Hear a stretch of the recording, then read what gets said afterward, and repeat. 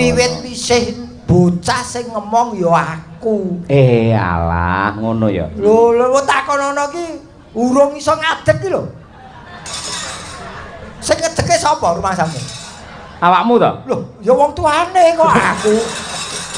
Tak kira awakmu ora. Oh, tak golekne kanca Mas Gareng. Sapa? Mbak Elisa Orcarus Alaso. Wah, ini juga sangat dinanti-nanti oleh warga masyarakat Kabupaten Ngawi. Coba kaya apa dikormati cublak-cublak suweng. Yo, dados Madangkara.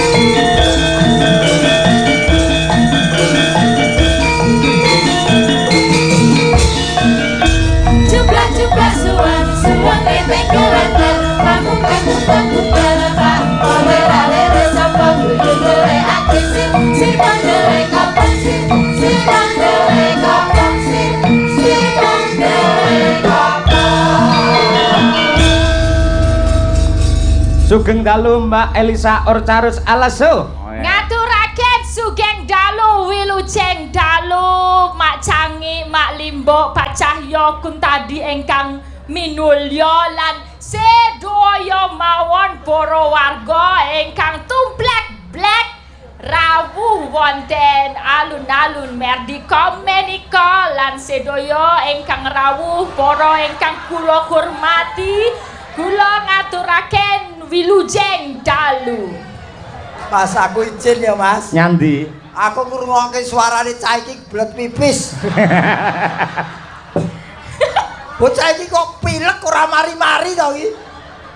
Lagi pancen bocah iki asline saka Sulawesi kok. Iki gelem nyandang Jawa, gelem nyindan alhamdulillah. Mula yen enek tembunge Mbak Elisa sing kleru, sampean piyai sepuh wajib sing benerke ngono. Oh iya. Jangan lho Pak De. Hah? Menawi kula wonten ketal-ketul atur, pan menawi kula wonten ketal-ketul atur, Kedal-kedul. nggih. Tembung kedal-kedul ki. Kita kidul. Ya itu. Kidal-kidul ora kedal-kedul. Kital-ketul adu. Kidal-kidul ngatur. Nggih. Kula nyuwun pangapunten lan nyuwun dipernahkake. Nyuwun dipernahkake. Ya. Panjenengan sing wis senior, wis rada tuwa, rada mernahke stetek, mboko stetek ngono lho. Nek aku nggon ngomong ki salah. Ngerti anatomi tubuh ora? Waduh. Setitik mboko setitik ora setetek mboko setetek. Maksudku ya sedikit demi sedikit. Setitik mboko setitik, sedikit demi sedikit. Iya, Pak Dik. Nah, dadi ora apa-apa. Ana klerumu aku sing benerke wong gandeng kowe iki ya dudu cah tanah Jawa deres utawa cah Jawa asli. Injih. Yen ana klerumu ya ora masalah, sing penting kowe tetep belajar. Iya, mau Pak Dik kan mangkat sekotol toh. Aku ya sekotol. Suwi-suwi marai mengkirik to reng ngomongane reng. Tol. Iya. Tol ora nganggo ha. Aku gak pakai ha. Ketoke panjenengan sing rada suda rungon sih. Aku bilang TOL. Lah ya tol. Yo. Panjenengan sing dalane, dalan tol. Nek aku seko daerahe, seko toli. Oh, toli iki Sulawesi. Genah reti to. Mlebune Sulawesi ngendi toli? Sulawesi Tengah. Kuwi kabupaten apa kota utawa Ya kabupaten daerah kuwi nggon pinggiran, nggon banyu. Pantai. Lah ya pantai iki isine apa? Lah, ya ora banyu tok ya ana praune barang kok. Ya anu toli-toli, desane. Nggih, daerah mriko nek sing bapake. Heeh. Nek boke beda neh. Ya ora toli-toli. Ora. Ngendi? Saka Lambelu. Lah lambemu dhewe kuwi kok. Kuwi wilayah Wireng, Lambelu wilayah. Lambeku kok. Takono to wilayah. Iki nggo gedhekke awak lho, kok lambeke. Ora aku ora metu saka kono ya, Pakde. Masa aku metu saka kono ya ora sedeng. Ra sedeng. Sedeng kok Kanggo sedeng. mbokku aku metune. Sedeng ora sedeng. Ya, sedang. Anu lambe apa mau jenenge? Lambelu. Lambelu kuwi nama suatu daerah di Sulawesi. Ya, Tadi Bapak carane sekontol. Palu lewat Bon Kopi lewat Doboli. Hah? Kok dadak. Mbah, aku ora tahu. Aku omong prasaja ora tahu doboli aku. Wah, Pakde ki sesuk ki nek ngopi sing gentel, nek dolan sing adok. Kentel. Basa kowe Mas aku. Ora awakmu wae. Iki apike lek karo awakmu. Awakmu. Iki ya sak jam Elisa mong terus. Susu awak. Tenang, sabar. Aku tenang ora ngerti-ngertiku tenong. Wah, kowe iki iso iki lho nyambut gawe sewengi iso stroke lho ngene iki. Lah ngopo kok setro? Lho, yen pawaan rupa ki Entuk ya? entuk nglawuhi. Nglawuhi. Nglawuhi tegesnya apa? Yo iso gelar, iso gulung. Nglawuhi ki enak disawang. Nah. Sedep. Enggak, lawuh itu bangsane pitik, dodol, tepong itu lawuh. Terus aku mbok padake apa? Bener, Mbak, bener. Mbok pangan aku. Mudiar kowe. Arep dahar Pak Haji? Ayo. Adeng dahar panjenengan Pak Haji. Jawab reng, aja meneng ae. Rawane bareng nesu mekrok. Apa sing mekrok opone? Lho aku salah siji mbok uring-uring kowe salah terus ora tak apa-apake lho. Oh, kula mboten nguring-nguring sakniki niku jenenge tanya. Nek rareti takon kuwi sing bener kan niku. Iya, dadine aku nek misale ora genah ora kok njuk bablas terus ning aku tanglet. Apa? Tanglet nyuwun pirsa.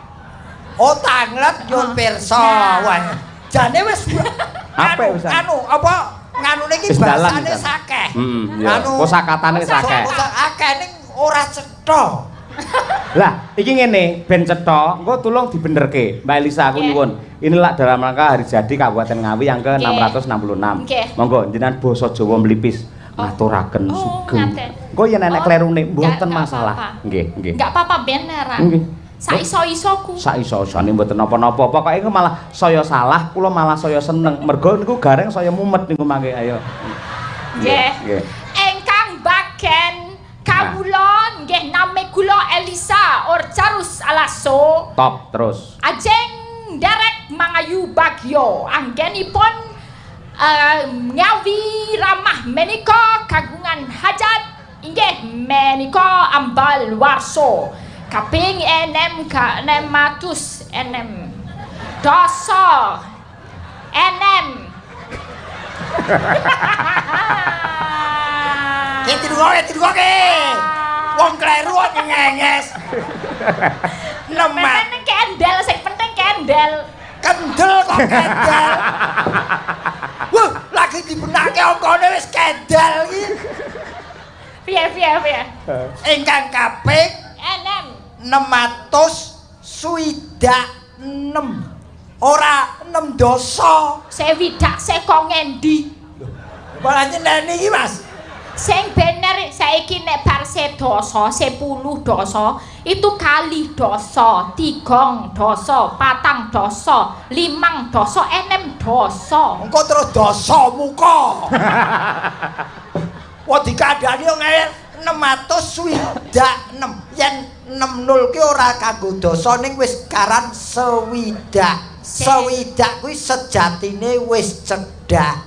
Oh, mula diarani sewidak aja dilih. Padahal umure piro? Aku ya wis kurang setahun sewidak sejak ora.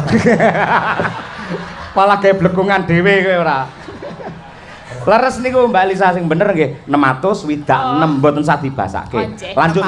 Enem atus sewidak enem. Ah, pinter. Kula dongakaken lan kula puji-puji lan kula bangga-aken. Ora ana bongo ki wong dicekel terus ngene iki bongo. Apa? Gimana? Terus gerak pola ngene iki bongo. Bang membanggakan Yo. yang saya banggakan. Lah ya banggakan ya banggakan. Ya apa Jawane kuwi Indonesia, Lek? Yo banggakan. Ngene lho, ingkang kula tresnani, ngono cekap sampun. Wong Enggak. dibanggake. Ya poin-poin itu saya banggakan. Banggakan ki bahasa Jawane apa? Apa Yo, ayo? Bonggoken. Lah, kandhane ya. Awake dhewe wong Jawa asli malah goblok ya orang Malia. Masaku karo virus iki landhep iki. Ingkang kula terus? banggaaken Ya, inggih Ben. menika setunggal ngawi nika kagungan setunggal ramah niku ingkang paling penting. Penting. Penting ya penting, ora pentung. Nggih, Penting. penting. Ah weh. Pentingin apa ya bahasa Jawane? Ojo penting. Apa? Kuwi gawean lawas penting kuwi. Penting. Penting. Wigati. Wigati. Ingkang paling wigati. Betul. Ramah. Ingkang kaping kalih inggih menika petani. Petani. Petani iki gambar pulau kae peta. Petani enggak aku tahu, aku pernah tahu kata petani. Petani itu cari tumo. Heeh. Tumone gareng, ya. Heeh, petan. Ayo gaene didis.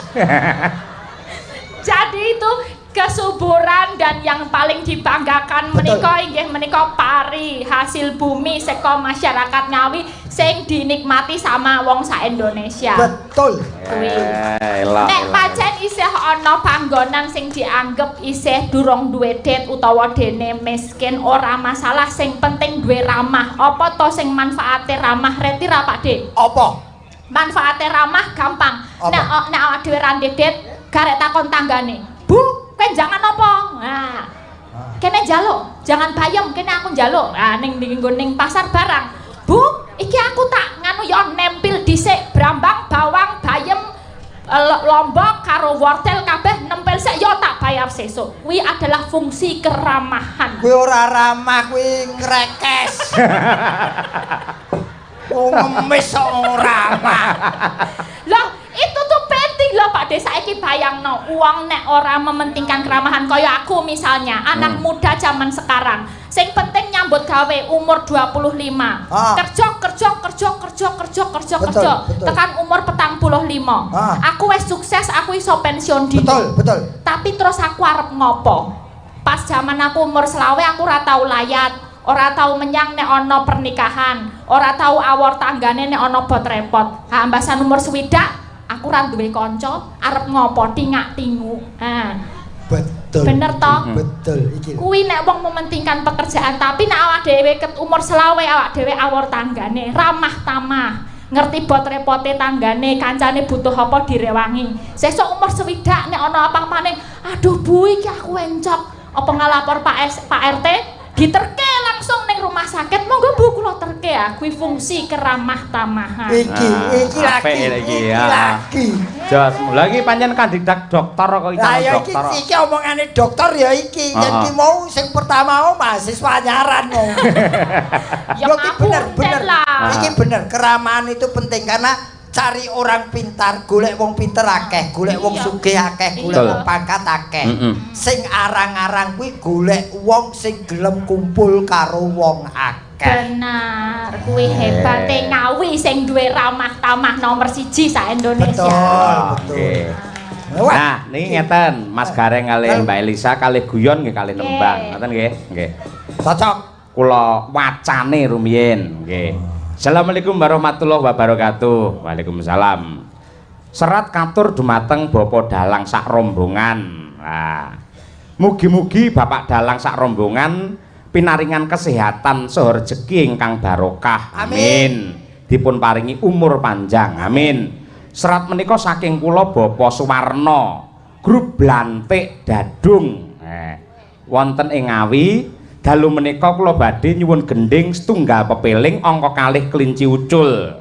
Matur nuwun Bapak Dalang saking kula Pak Suwarno. Nggih menika. Iki sampean waca Mbak Elisa. Kula sik baca. Iki dulu. Wah, nggih saged lek jenengan iki. Nggih. Nggih.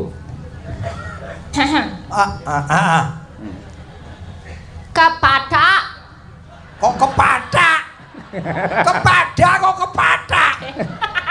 Oh ya, kepada Pak Dalang Cahyo Kuntadi. Kula sponsor ayam panggang Sidolaju atas nama Pak Ari Pom. Nyuwun gending sigrak-sigrak nggih, Pak. Nggih. Kok ana ngonone ya? Setunggal eling-eling Banyumasan. Pokok men Bu Kesi engkang nembang, Mbak Tuti engkang bekso. Weh, apal nggih kalih member-member Madangkara original. Member ya apa tuh? Member. Oh, member. Member. Dua, langgam ulo tampar Mbak Umi. Kula paringi ayam 5 kardus kagem Pak Cahyo. 2 kardus sing 3 nggo Mbak Tuti. Terus Mbak Elisa dan kawan-kawan matur suwun. Gareng digareng ora enek to gareng? Ora neng. Ning nek 3 dibagi sinden cacah 9 ki entuk. Ya kok dibagi-bagi ora ketanggon ceker. Iki sirah, dodo mentok, suwiwi, ceker. Iku tekan kene telek. Ojo to ora malah telek. Lho, pira ya ora cukup. Ya matur nuwun, Pak, paringanipun. Nggih. Ugi wonten cobi bukesi wau sing saking sinten Pak Harnoto wau kalian ngundak malah kesingsal kali Pak Lurah Haryanto Kewadungan wau bukesi. Inggih, menika Bapak Lurah Haryanto Kewadungan, Pak Cahyo. Nggih. Ngersakaken tembang monggo nderek. Menawi kepareng ken mromosekaken bilih mengke tanggal 2 September mapan wonten dalemipun Pak Haryanto wayangan Ki Cahya Kuntadi bintang tamu Niken Salindri. Hebat niki Pak Haryanto. Gareng mboten nderek. Mangke kula usulke Niken Salindri kalih jenengan Mbak Elisa kula usulke mangke. Kula nggih. Aku ora melu.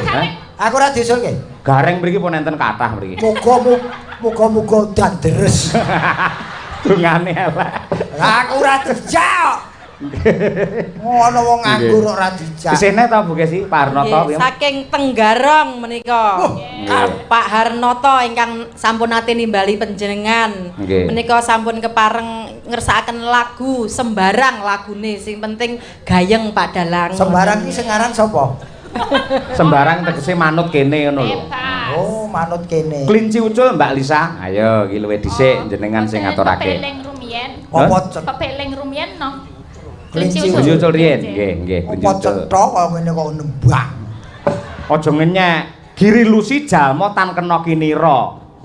Lek omong pancen ya ting pecotone lek nembang, wah kowe ra kedanan pengen roh wujudmu aku. Oh, giri ora lusi, giri ki bes lho. Iya. Niki nggih bawa. Bawa dikuliti. Tapi bawanya gula sulihi yang lain boleh. Bebas, monggo. Ya, dandang gula Malangan ya. Wah, Malangan nggih. Wah, ngesake. Kenapa kok? Uripe Malang kok dandang gula. Ya sesuk ganti mujur.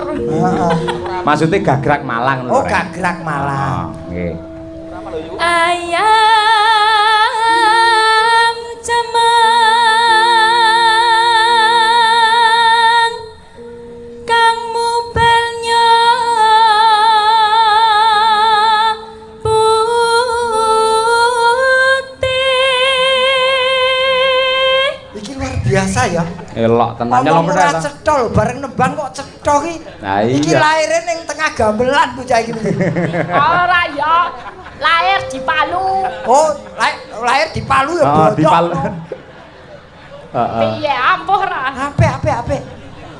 Simbok nganten mandeka sedela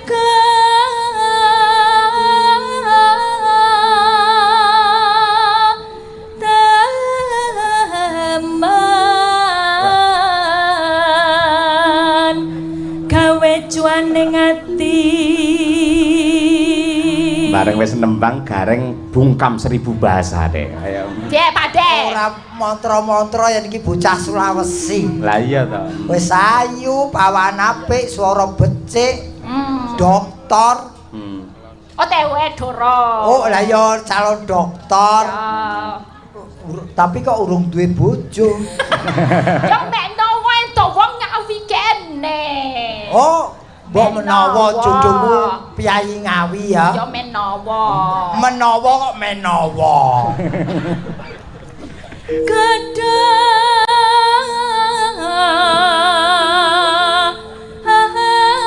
gedang kumlewereng jaganapan boyong rawuh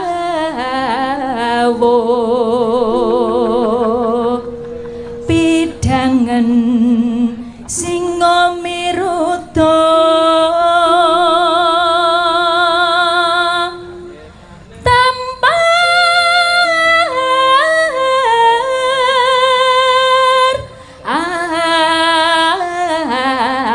alit kinarya cancangan sapi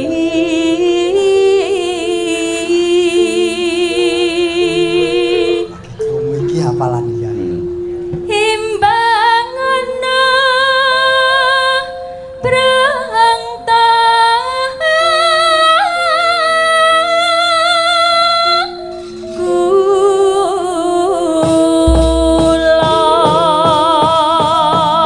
Tepuk tangannya mana untuk Mbak Alisa? Luar biasa.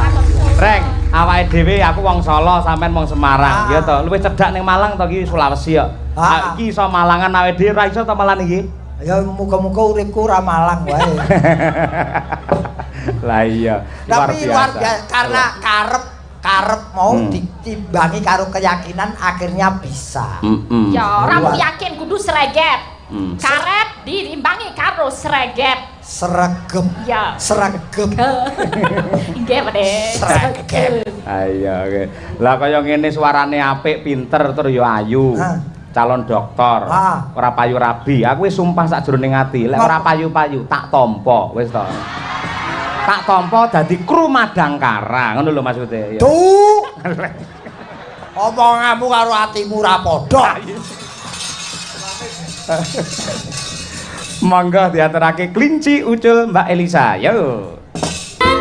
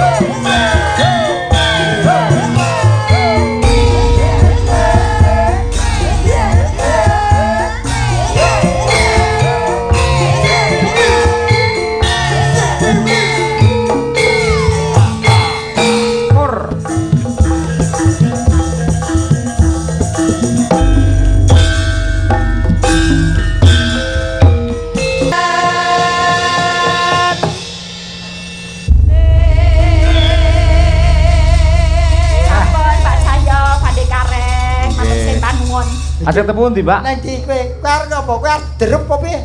Mboten yo lenggah. Manut komandan. Komandan ki nulung merintah jangan sampai pergi dari tempat. Mbak Lisa. Nggih. Pun sayah napa dereng? Mboten kula mboten nonton sayahe. Lek sayah istirahat mboten napa-napa. Oh, boleh. Komandan malam hari ini manut kalih jenengan ya. Oh. Aja percaya kalih lambene gareng, nggih ta? Sak penake mawon. Nggih, kula nderek Pak Dalang iku. Nderek kula nggih. Ate ukum malam kok ning dinggon iki wong lanang karo wong ayu itu tepat. Ya ben to nyapa to wong sane dhewe-dhewe. Aku ngadeg ora diperintah istirahat. Hmm? Bareng kono ana wong wedok ayu langsung saya. Lha nakoni saya mak kaping-kaping. Lho iya no, sampeyan lek piyai Jawa terus karo aku wis akrab. Lak Mbelisa iki lek pendatang ya to. Aja nganti atine digawe cuwa, digawe gelo. Men seneng lek nganti mutung ora seneng karo budayane awake dhewe melu cilaka lho, ngono kuwi. Heeh, wis kono enggak.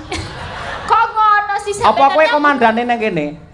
Kok ngongkon lungguh? Lah kula ya manut kowe jare mbok kon istirahat. Apa sing aku ngongkon aku nari iki sik kok ya. Oh. Nggih, sajatosipun kula niku remen menawi caket panjenengan. Sami kula ngoten. Nanging kula nggih kemutan. Bener ya, ingat itu kemutan ya. Dulu saya di sini waktu ulang tahun Ngawi ke-661 sama Pak Seno Nugroho waktu itu belum jadi bintang tamu. Jenengan. Bintang tamunya adalah Abah Kirun. Nah, di situ memang Pak Seno memberikan ruang untuk sinden-sinden bisa tampil ke depan. Dadi iso berekspresi, iso ngetokke keahliane, dadi muncul kaya aku saiki. Dadi aku yo pengen konco-konco sinden. Dadi malam hari ini pertama jenengan menjadi bintang tamu di wayangan Ngawi ya? Ya, bintang tamu di sini. Tapi kalau tampil di sini ini udah pernah 5 tahun yang lalu. Hari jadi kan ini baru ini jenengan jadi bintang. Artinya bintangnya 2. Aku juga bintang, kamu juga bintang. Nah, kae garenge kayak bintang 7 ya. Bintang 7. Obat sakit kepala. Nggih, Mbak Umi Habibah. Nggih, kayak iki coba iki. Lunggone. Enggak usah sewot sih, Pak Dek. Semangat yo. Kuat to. Cek kuat ngadeg ora ngono. Kuat ngadeg ora ngono lho. Oh, mingsi. Kata-katane. Ku tak tang Umi Habibah Ponorogo. Yo.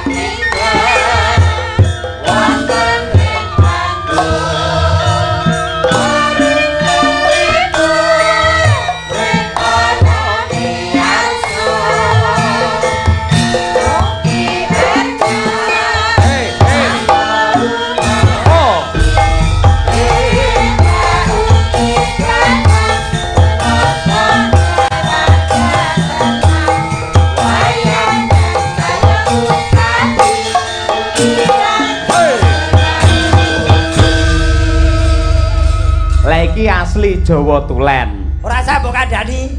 Heeh. Aku janean kepethuk cah iki jane ibu.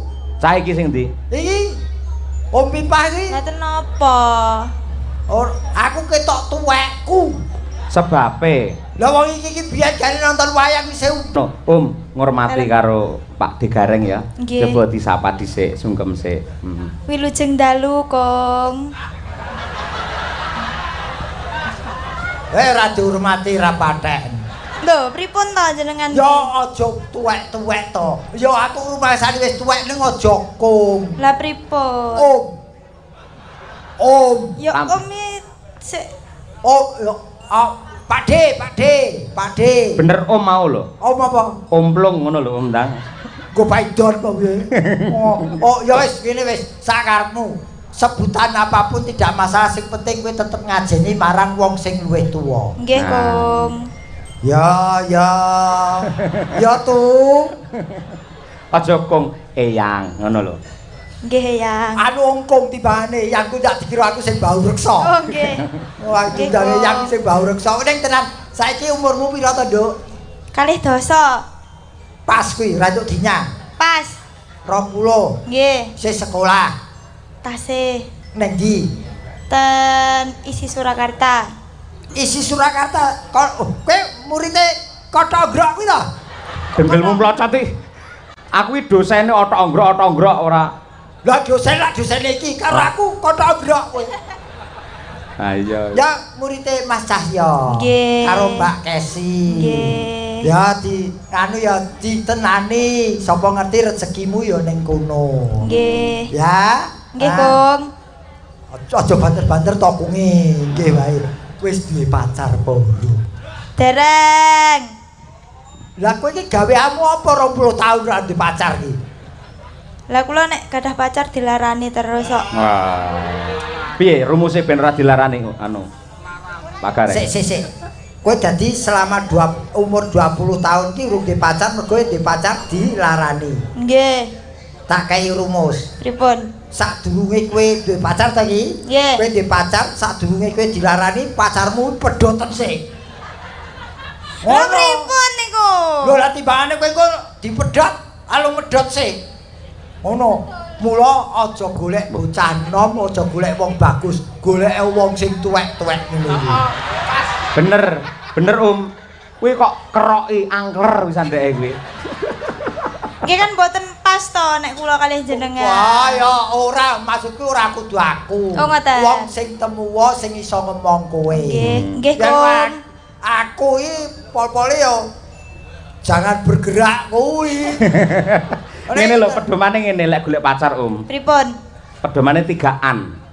Napa niku? 3an. 1 beriman, 2 tampan lahir batin lho ya. Nggih. 3 mapan. Ojo nganti gelem ayo kita berjuang dari nol ngapusi. Kuwi idealis. Betul. Ngono kuwi. Idealis. Kuwi pedomane wong idealis ngono. Kok ngono? Golek pacar calon bojo ki ora usah 3an mau. Lah napa? Loro wae. Lanang urip. Berarti wedhus kae ya lanang urip lho. Terserah. Ora golek wedhus wong menungso golek wedhus. Nek kowe ora sekolah sik ditutuke sarjana kaya Bu Kesi yen iso dadi dosen uga ing isi Surakarta. Amin pangestunipun, Kong. Kowe aja kanggung-kanggung lho. Nah pripun? Ya pangestunipun ngono. Pangestunipun, Ah. Kong. Iki bocah iki latah ya. Ya ngene-ngene, ora apa-apa. Sing penting ketokno. Sampai di mana kamu menjadi mahasiswa isi kepinterane sing wis mbok cecep ki apa? Nggih. Dadi Bu Kesi iki sing mbok cecep apane? Ngono. Nyapa sing nyecep aku kuwi malah. Oh sing nyecep kowe ya? Maksudnya iki Elmune. Lah iya. Nggih. sing kowe wis mbok jikuk saka Bu Kesi apa? Yen aku percaya kuwi ilmune akeh. Yen kae sithik. Lah kok saged? Kae akeh sing wedok karo sing lanang. Napa nggih? Mula karo sing wedok wedi kae. Nggih to, Pak? Nggih to. Pancen tak akoni. Ning yo sebelahmu yo padha lek nang omah karo bojone basa kae yo an. Oh, kae majikan kok. Ya ki Apa wis sing dikersake Ula Tampar karyanipun Mbah Sukron Swanda. Menika. Lah iki lagi krungu ki aku. Nggih. Gandeng diparingi ayam panggang aturna sak becik-becike Yo. Nggih. Ngemate suarane Umi. Aku lho kene to. Hah? Bebas. Jejer Desi iki. Wino kok Desi ora. Oh, Desi ki adine Kabul. Ngawut Nanu. Mate seri angkleng darma. Oprak iki. Hah? Iya, cerita opera. Heeh. Hana cerita tingkae ula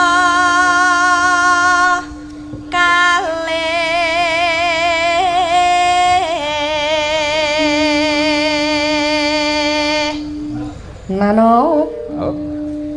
Hengkang samya jumburaya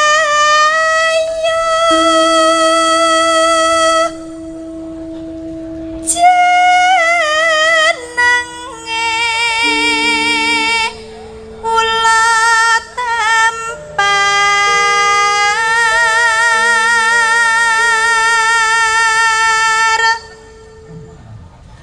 wani gonjak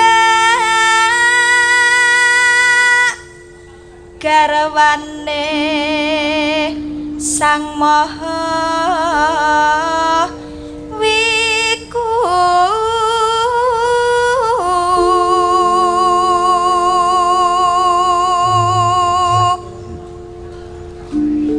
anenggih kinaga raja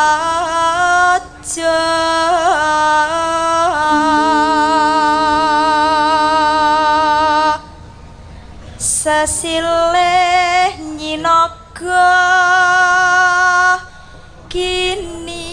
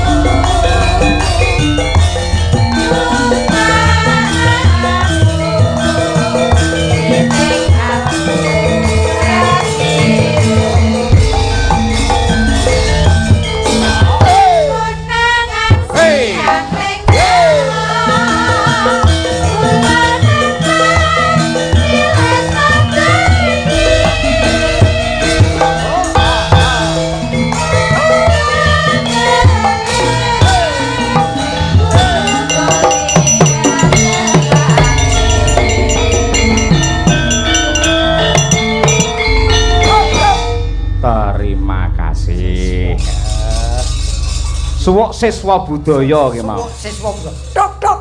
Ayo. Bayaran. Ora kudu dong nong. Ora. Wis versine wis baru. Heeh. Kaya anggere sego pecel metu ndang suwuk ae. Ki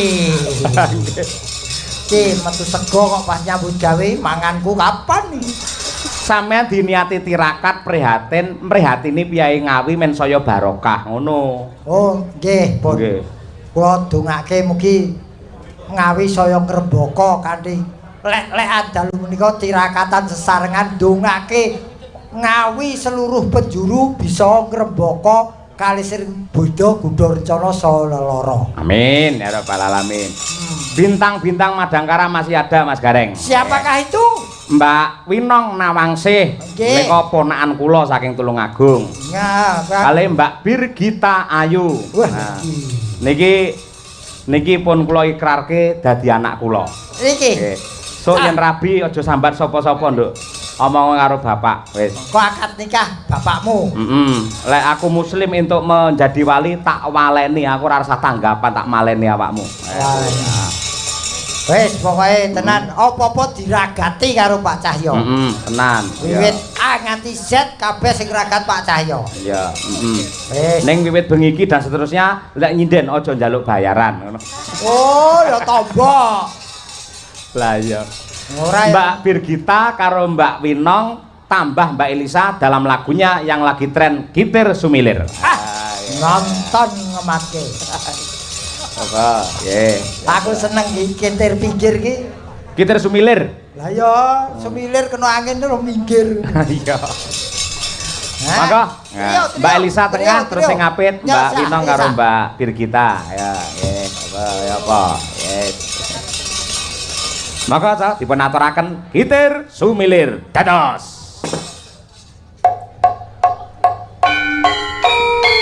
Hei ho hei ho hei.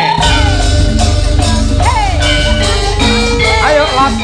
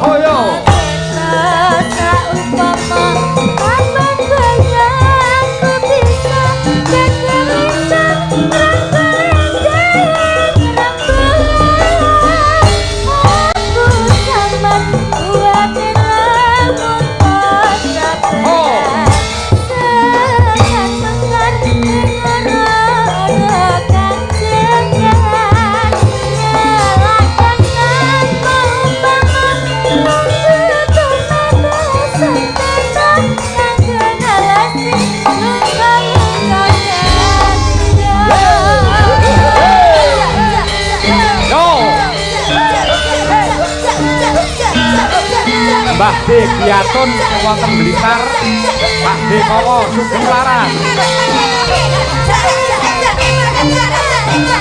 Seluruh warga masyarakat Kota Ngawi tetap ramah dan barokah.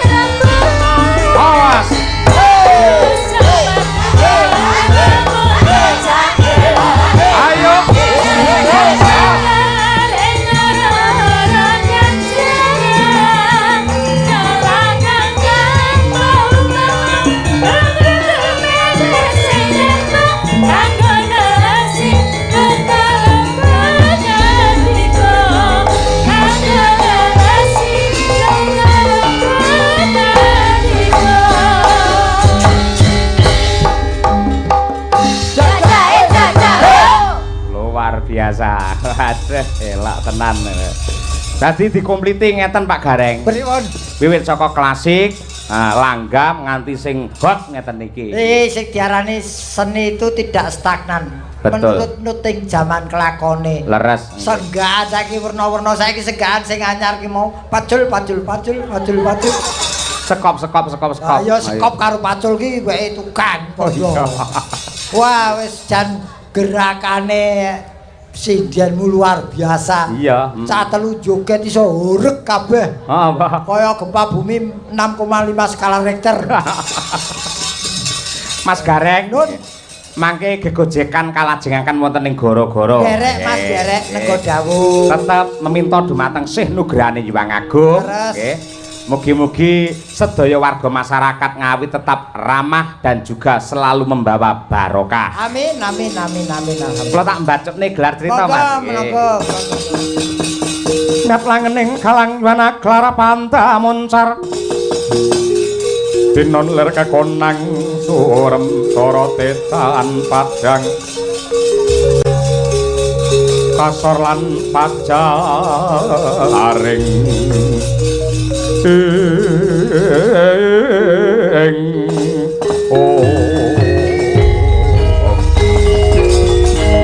Purnamengga kono sasaring mangsa katika